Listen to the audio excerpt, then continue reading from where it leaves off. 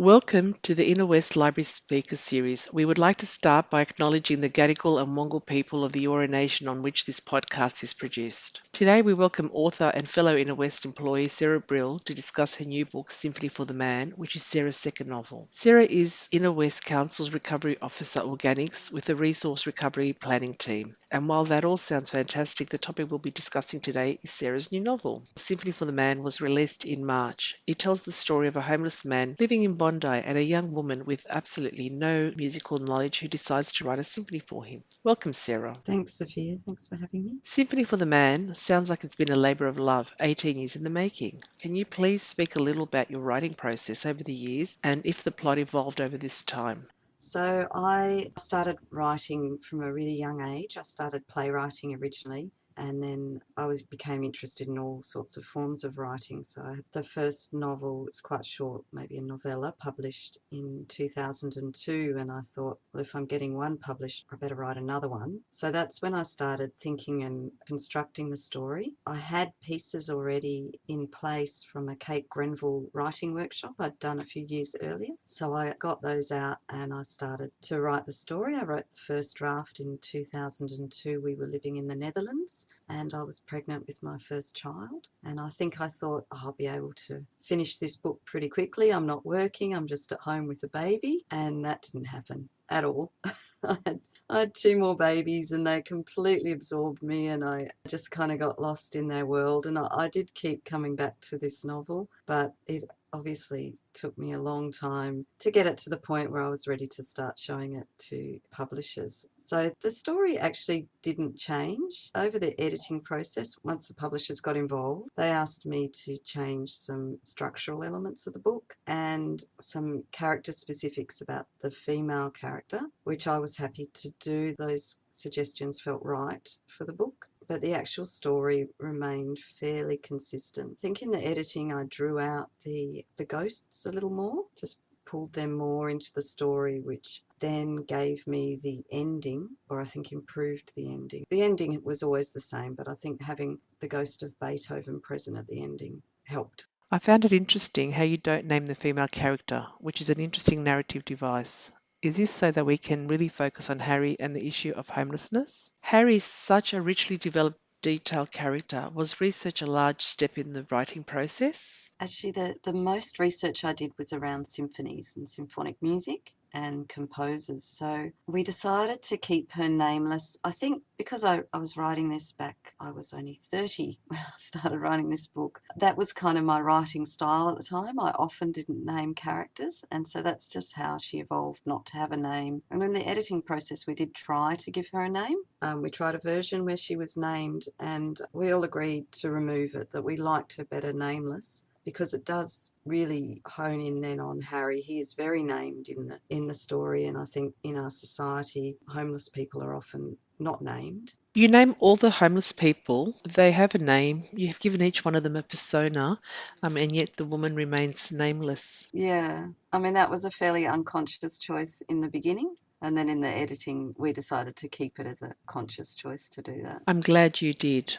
Yeah, thanks. I believe that Symphony for the Man has been optioned for a film. What does this mean and how involved will you be with the film process? So what that means is that a production company, they're based in Melbourne, Sparkplug Films, have the right to develop the story into a feature film. They're currently at first draft, so they've had a writer on board and they've been developing a script based on the book. The last time I spoke to the producer, he was starting to look around at directors and they were hoping to get a draft good enough to start applying for development funding to keep that writing process. I'm not very involved. I'm involved when they need some help. So the producer, after reading the first draft, had a list of questions for me around backstory of characters and how I saw different elements of the book. I will at some point get to read a script and offer my views, but the film will be quite separate from the book. I see my book as a very finished, solid piece, and they'll then take from that to hopefully make a film, but it will be more their film, I suspect, than my book. So basically, you'll have no option if you're not happy? No, I have some options in the contract. I think I have things like I can remove my name if I feel that it really isn't true to the book. And I'm certainly there involved in the development as required, but I'm not involved in the day-to-day writing of it. And I was very happy to do that this way, and I have a lot of faith in the producer and his belief in the story, and I think that if they're lucky enough to get it funded, they'll do a good job. I'm sure that they choose books that they are happy with, so you have to have faith in the system that they will produce a great film to go with your great book. Absolutely. How disciplined do you need to be to write a novel whilst working full-time and raising a family? Do you have a formula on how you write? I think I have to be really disciplined, and I go through phases where I'm writing every day and sometimes where I'm not writing at all, just depending on how busy work is and how busy family is. So I try to write as often as I can. And that might be finding just little gaps in my day where I can write. So if I'm working on a first draft, I carry where I'm up to with me. And for example, if I have a child, at the moment, one of my kids is into ice skating. So I take him to the ice rink so he can do a lesson, and I sit there for an hour with my story and write. When I'm in the editing process, I make sure I've got at least 10 pages in my bag of the printed out book. And if ever there's a moment where I'm sitting waiting or just I have a pause, then I can whip that out and go through it. So that's kind of how I try and fit it in. And then I also take time away. This is a new thing, but a friend and I, we go away for a weekend to write. And that's just 2 days away from the family where I can focus on writing. And I've found recently that means I get a lot of work done in a really short space of time. Are you currently writing another book? Yeah, I'm always writing about 5. I was going to ask you, do you write more than one book at a time? I do one at a time, but I have a number in various stages. So I have one in first draft that I'm still thinking about how I'm going to develop further. I have one in second draft that is my main focus, that has some interest in being turned into a visual medium as well. Probably not a film, probably I think they'll aim for a TV series with that one. So that's my focus. But I've just finished second draft of that. I'm just having a little think about what I need to do for the third draft. And while I'm having that think, I'm working on a new first draft, which is a kid's book based on one of my children had this idea that I wanted to write out for him and have his input in. One of the characters that stood out to me is the friendly librarian who helps Harry listen to his CD. It's nice to see that you've captured the essence of a local library and the fact that they are for everyone. As this is a library podcast, we'd like to finish by asking for reading recommendations. What are you reading now? Any suggestions for our listeners?